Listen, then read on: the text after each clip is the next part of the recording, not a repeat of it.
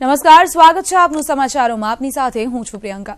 ભારત પાકિસ્તાન વચ્ચે ચાલી રહેલા તણાવ વચ્ચે આતંક સામેની લડાઈમાં ભારતને વિશ્વના દેશોનું જોરદાર સમર્થન સાંપડી રહ્યું છે. અમેરિકા, યુકે અને ફ્રાન્સે યુએનને અપીલ કરી છે કે તે પુલવામા હુમલાના આતંકીઓને બ્લેકલિસ્ટ કરે. 15 સભ્યોની United Nation Security Council section કમિટીને આ તમામ દેશોએ અનુરોધ કર્યો છે કે જૈશ એ મોહમ્મદના લીડર મસૂદ અઝહરને જપ્ત કરાય. એટલું જ નહીં, દુનિયામાં ક્યાંય પણ મસૂદના ટ્રાવેલિંગ પર પ્રતિબંધ મૂકવાની માંગ પણ આ દેશોએ યુએન સમક્ષ કરી છે. આતંક અને પાકિસ્તાન સામે ભારતની આ મોટી જીત ગણી શકાય.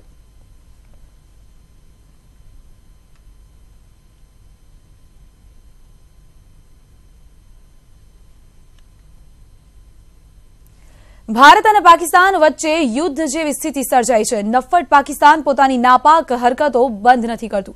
ભારતની કાર્યવાહી બાદ પાકિસ્તાને ભારતીય વાયુસેનાના પાયલટને પકડી લીધો હોવાનું રટન કર્યું છે, તો ભારતે પણ પાયલટ લાપતા હોવાની વાત કરી છે. પાકિસ્તાનને ઘેરવા ઠોસ રણનીતિ બની ગઈ છે. પીએમ મોદીએ ત્રણેય સેનાના અધ્યક્ષ સાથે બેઠક કરી છે. આ ઉપરાંત ભારતે પાકિસ્તાનને ભારતીય પાયલટને મુક્ત કરવા માંગ કરી છે. આ પહેલા ભારતે પાકિસ્તાનના હાઈ કમિશનરને ડોઝિયર સોંપી કાર્યવાહીના સબૂત પણ આપ્યા છે. ભારતીય જવાનોની એર સ્ટ્રાઇક બાદ પાકિસ્તાનની અક્કલ ઠેકાણે આવી ગઈ છે. જોકે ભારતની કાર્યવાહીથી લાલ ગુમ થયેલા પાકિસ્તાને સમજોતા એક્સપ્રેસને ભારત પરત મોકલી આપી છે. આ ટ્રેન આજે અટારી આવે તેવી શક્યતા છે. આજે પણ ભારત પાકિસ્તાન સીમા વિસ્તારોમાં બંને દેશો વચ્ચે તણાવની સ્થિતિ સર્જાયેલી રહે તો નવાઈ નહીં.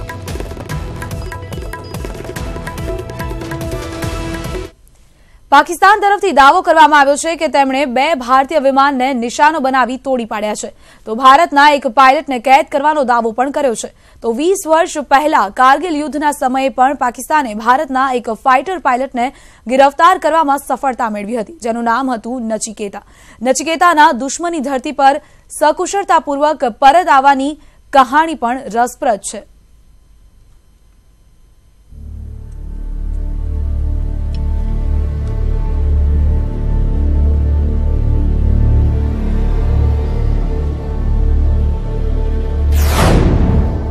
जाबाज नचिकेता. कारगिल युद्धना नचिकेतानी વાત. ભારતીય વાયુસેનાના યોદ્ધાની કહાણી. ગ્રુપ કેપ્ટન નચિકેતા 8 દિવસ રહ્યા હતા પાકના કબજામાં.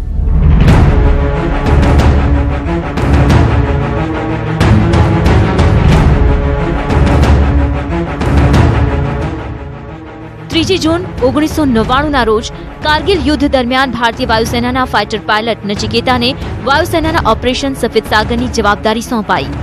નચિકેતાને MiG-27 સંભાળવાનું કામ સોંપવામાં આવ્યું હતું. ઓપરેશનમાં તેમણે દુશ્મનની ખૂબ જ નજીક પહોંચીને 17,000 ફૂટથી રોકેટથી ફાયરિંગ કર્યું અને દુશ્મનના કેમ્પને નેસ્તનાબૂદ કર્યો. પણ તે સમયે જ તેમના વિમાનનું એન્જિન ખરાબ થઈ ગયું, જેના કારણે એન્જિનમાં આગ લાગવાના કારણે MiG-27 ક્રેશ થઈ ગયું. તે સમયે તેમની ઉંમર 26 વર્ષની હતી.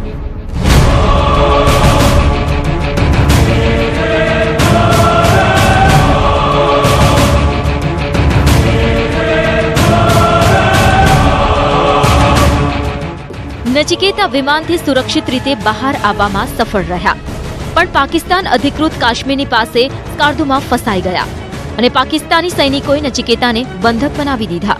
જે બાદ પાકિસ્તાન સેનાએ નચિકેતાને શારીરિક અને માનસિક બંને રીતે હેરાન કર્યા.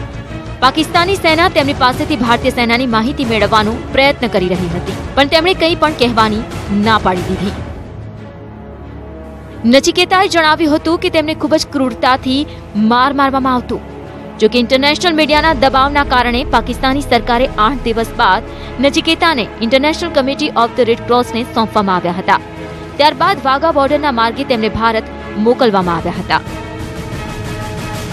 તત્કાલીન રાષ્ટ્રપતિ KR નારાયણ અને પ્રધાનમંત્રી અટલ બિહારી વાજપેયીએ તેમનું જોરદાર સ્વાગત પણ કર્યું હતું. મહત્વનું છે કે 26 જુલાઈ 1999એ કારગિલ યુદ્ધ પૂર્ણ થયા બાદ વાયુસેનાએ તેમના શૌર્યને માન આપતા નચિકેતાને વાયુસેના મેડલથી સન્માનિત કર્યા હતા. આજે પણ નચિકેતાની શૌર્યગાથા વાયુસેનામાં નવા જોડાતા જવાનો માટે મહત્વનું ઉર્જાબળ પૂરું પાડે છે. તેઓએ પુણેની નજીક ખડકવાસલા નેશનલ ડિફેન્સ એકેડેમીથી ટ્રેનિંગ લીધી હતી.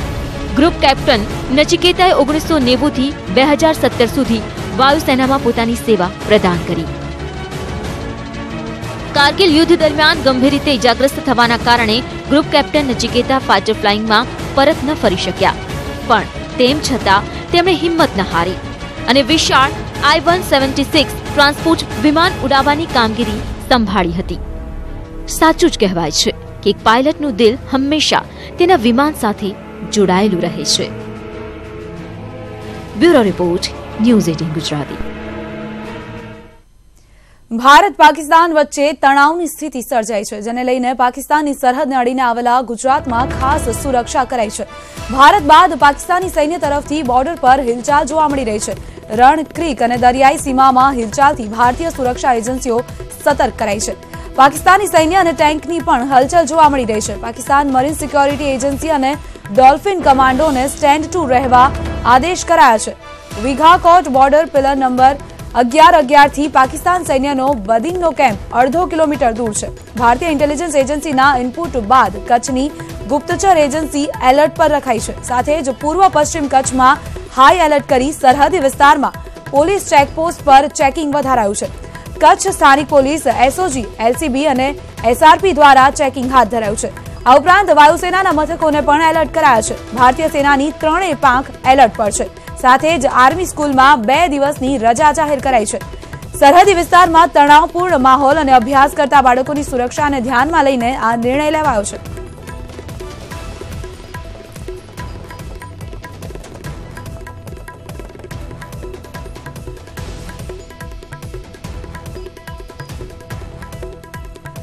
સંવાદદાતા હાર્દિક પટેલ, દિનેશ સોલંકી અને કચ્છથી અમારી સાથે જોડાઈ ગયા છે. તેમની સાથે વાતચીત કરીશું અને જાણવાનો પ્રયત્ન કરીશું.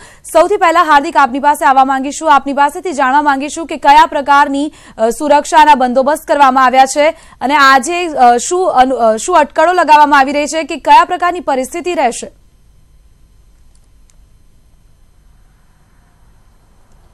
ચોક્કસથી પ્રિયંકા, આપણે હાલ જે રતનપુર ચેકપોસ્ટ છે, જે શામળાજી રતનપુર ચેકપોસ્ટ છે, રાજસ્થાન ગુજરાતને અડકીને આવેલી છે. રાજસ્થાન ચોક્કસથી પાકિસ્તાનને અડકેલા આવેલું રાજ્ય છે. ત્યાં ચોક્કસથી જે ભારત પાકિસ્તાનની જે પરિસ્થિતિ છે હાલ, તેને લઈને ભારતમાં પણ જે સ્થાનિક જે રાજ્યની પોલીસ છે તેને એલર્ટ કરી દેવામાં આવી છે. રાજ્ય પોલીસ પણ એલર્ટ મોડ ઉપર છે, જેમ સેના એલર્ટ ઉપર છે તે જ રીતે ત્યારે હું બતાવવાની કોશિશ કરીશ કે જે પ્રકારે જે વાહનો આવતા હોય છે રાજસ્થાન તરફથી તેની તલાશી હાલ જારી છે. ત્યારે ચોક્કસ કહી શકાય કે કોઈ અનિચ્છનીય બનાવ ન બને, શંકાસ્પદ હિલચાલ થાય તો તેની પણ તપાસ પોલીસ કરી રહી છે. જે ગાડીઓ આવી રહી છે તેના ડોક્યુમેન્ટ ચકાસવામાં આવી રહ્યા છે. ચોક્કસપણે જે પ્રકારની સ્થિતિ દેશભરમાં છે તેને લઈને સુરક્ષાને લઈને ચાંપતો પોલીસ બંદોબસ્ત ગોઠવી દેવામાં આવ્યો છે.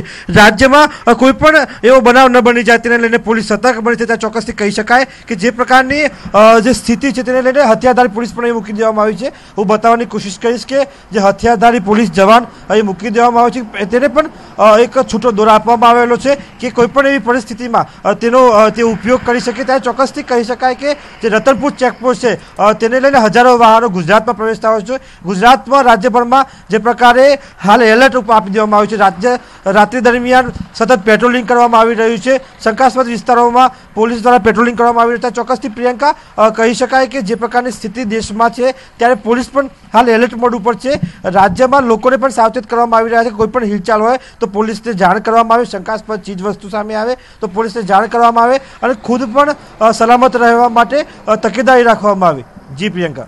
જે બિલકુલ હાર્દિક, જોડાયેલા રહેશો અમારી સાથે. ગીર સોમનાથથી સંવાદદાતા દિનેશ સોલંકી પણ આપણી સાથે જોડાયેલા છે. સરહદને અડીને આવેલા તમામ વિસ્તારો પર દિનેશ, ખાસ સુરક્ષા વ્યવસ્થા ગોઠવવામાં આવી છે. ગીર સોમનાથમાં કયા પ્રકારનો બંદોબસ્ત ગોઠવાયો છે?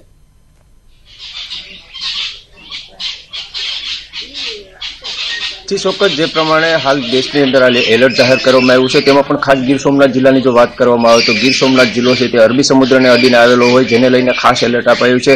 અને સમુદ્રની જો વાત કરવામાં આવે તો સમુદ્રની અંદર મરીન પોલીસ અને ઇન્ડિયન કોસ્ટગાર્ડ દ્વારા સઘન ચેકિંગ હાથ ધરવામાં આવ્યું છે. અને ખાસ જે બોટોની અવરજવર થતી હોય છે તો બોટોને લઈને પણ ખાસ ચેકિંગ કરતા હોય છે. અને તે ચેકિંગ દરમિયાન બોટોમાં કેટલા માછીમારો છે અથવા તો કેટલા ખલાસીઓ છે અને શું ડોક્યુમેન્ટ છે અથવા માછીમારો ક્યાં જઈ રહ્યા હતા અને ક્યાં જવાના છે એ તમામ બાબતની હાલ ચોકસાઈપૂર્વક તપાસ હાથ ધરવામાં આવી છે અને ખાસ જે રીતે આ અરબી સમુદ્ર છે તેનો 26/11માં પણ આ રીતે જ કુબેર નામની બોટનું અપહરણ કરી અને આતંકી હુમલો કરવામાં આવ્યો હતો, જેને લઈને ખાસ હાલ ઇન્ડિયન કોસ્ટગાર્ડ દ્વારા અને મરીન પોલીસ દ્વારા સઘન ચેકિંગ હાથ ધરવામાં આવ્યું છે.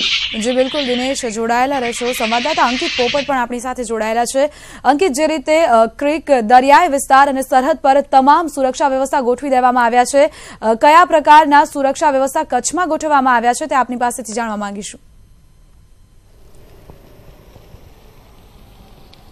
ચોક્કસ હું આપને જણાવી દઉં કે મંગળવારથી જ કચ્છ છે કે જેને એલર્ટ કરવામાં આવ્યું છે. ગુજરાતનું સૌથી મોટો જિલ્લો કહી શકાય કે કચ્છ છે અને કચ્છની જે સરહદી વિસ્તારની જો વાત કરવામાં આવે તો અહીંયા ક્રીક વિસ્તાર પણ આવે છે, દરિયાઈ સીમા પણ આવે છે અને રણ વિસ્તાર પણ આવે છે. આ ત્રણ જે વિસ્તાર છે તેની સરહદ સીધી પાકિસ્તાન સાથે જોડાયેલી છે, એટલે કે આ સંવેદનશીલ વિસ્તાર બની જતો હોય છે. તેમાં પણ આ એવી બોર્ડરો છે કે જ્યાં ફેન્સિંગ કરવામાં નથી આવેલું. જી હા, કહી શકાય કે છેલ્લા કેટલાય સમયથી આ રાજ્ય સરકાર દ્વારા પણ પ્રયત્નો કરવામાં આવે છે, બોર્ડર સિક્યુરિટી ફોર્સ દ્વારા પણ ઘણા પ્રયત્નો કરવામાં આવે છે, તેમ છતાં કોઈને કોઈ કારણોસર કહી શકાય કે ફેન્સિંગ નથી લગાવવામાં આવી.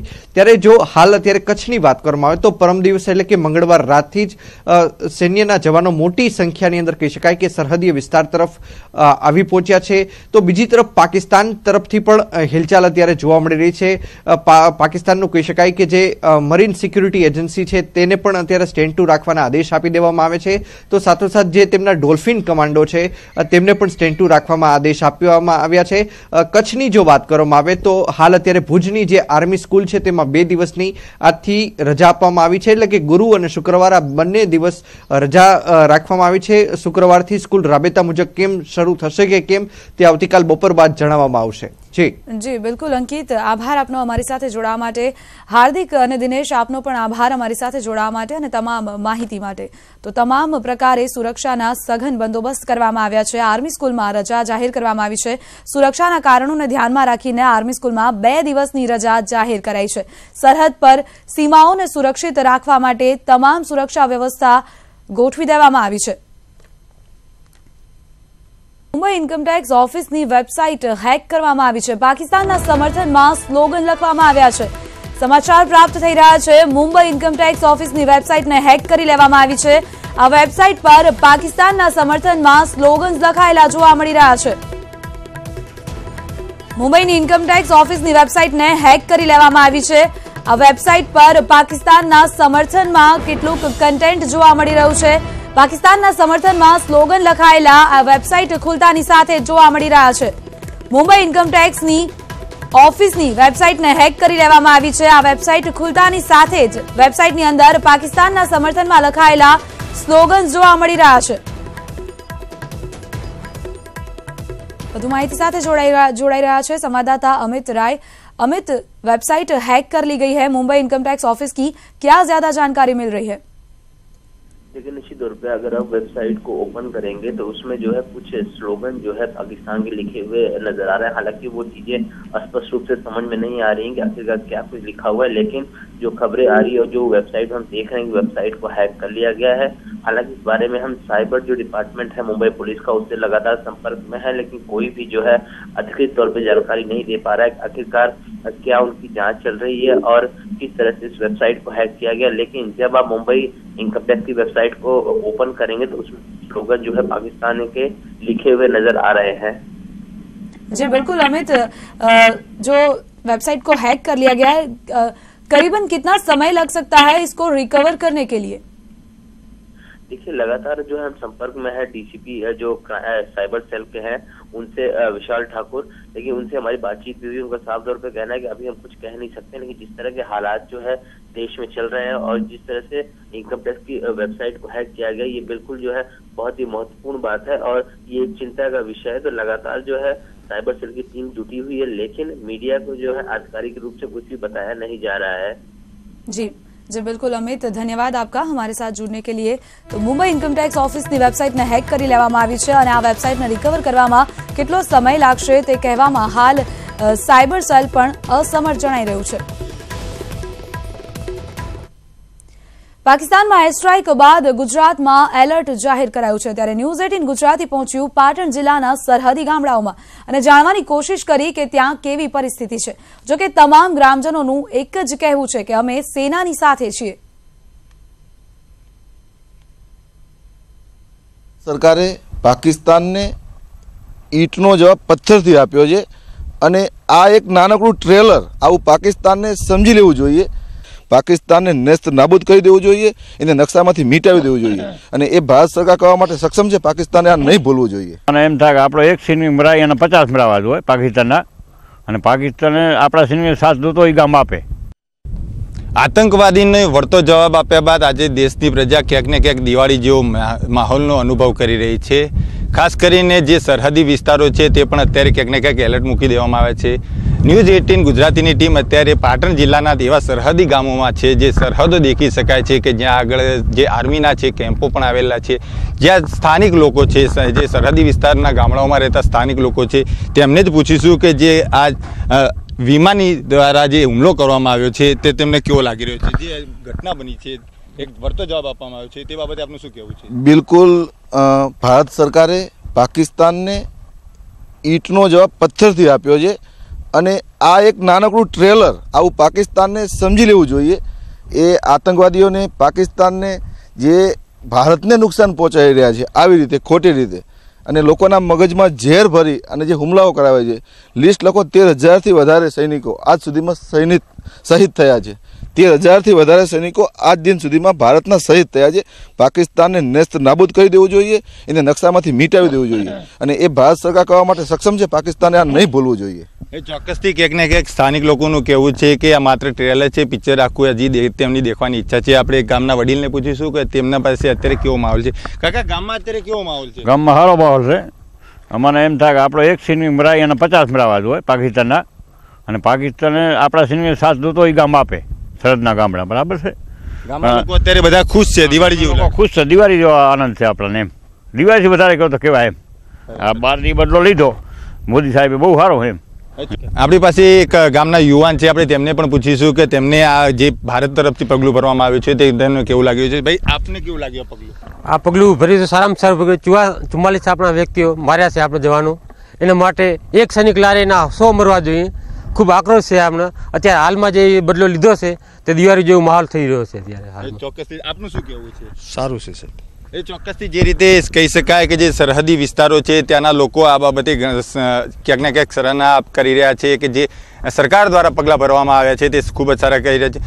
સ્વાભાવિક રીતે આ સરહદી વિસ્તારમાં છે, સરહદી વિસ્તાર છે। કનૈયાલાલ, જો વાત કરવામાં આવે તો પહેલાં કેવો માહોલ હોય છે, આજની તારીખમાં શું કોઈ આમાં ફેરબદલ દેખવા મળે છે? કોઈ આર્મી દ્વારા કોઈ હિલચાલ કરવામાં આવતી તેવું લાગી રહ્યું છે?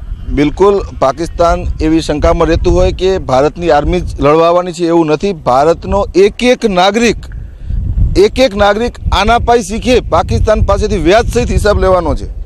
અમારા બોર્ડરના વિસ્તારના જે સૈનિકો આ વિસ્તારમાં અહીં છે એ એકલા નથી, એમની સાથે ગામ બધી જ રીતે આજુબાજુના બધા જ ગામડાઓ બધી રીતે સૈન્ય સાથે લડવા માટે પણ તૈયાર છે। સરકાર પણ તૈયારી કરી રહી છે અને હું તો એવું કહું છું, મારું મંતવ્ય એવું છે કે પાકિસ્તાનને નેસ્ત નાબૂદ કરી દેવું જોઈએ, એના ઉપર એટેક કરવો જ જોઈએ અને આપણે એનો બદલો લેવો જોઈએ। એ ચોક્કસથી જે સ્થાનિક છે, જે સમજી શકાય છે કે જે દેશવાસીઓ છે તેમનો સમગ્ર નાનાથી લઈને વડીલો સુધી તમામ જ્ઞાતિના લોકોનું અત્યારે એક જ વાત કહેવું છે કે ક્યાંક ને ક્યાંક જે સરકાર દ્વારા પગલાં ભરવામાં આવી રહ્યા છે તે કડક આનાથી પણ વધારે ભરવામાં આવે અને જે રીતે તેમને એક વારંવાર જે આતંકવાદી એક્ટિવિટી હોય છે તેમને પણ ખતમ કરી દેવામાં આવે।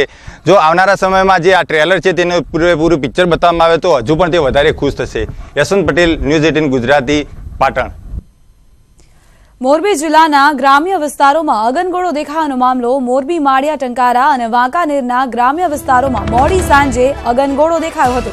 ગ્રામ્યજનોની જાણકારી બાદ એસપી સહિતનો પોલીસ કાફલો જુદા જુદા ગ્રામ્ય વિસ્તારમાં પહોંચ્યો હતો અને આ મામલે તપાસ હાથ ધરી હતી। એરફોર્સના ફાઇટર પ્લેન નીચી સપાટીએ કવાયત કરતા અગનગોળો દેખાયાની તંત્રની સ્પષ્ટતા છે। એસપી કરણરાજ વાઘેલા દ્વારા સત્તાવાર જાહેરાત કરવામાં આવી છે।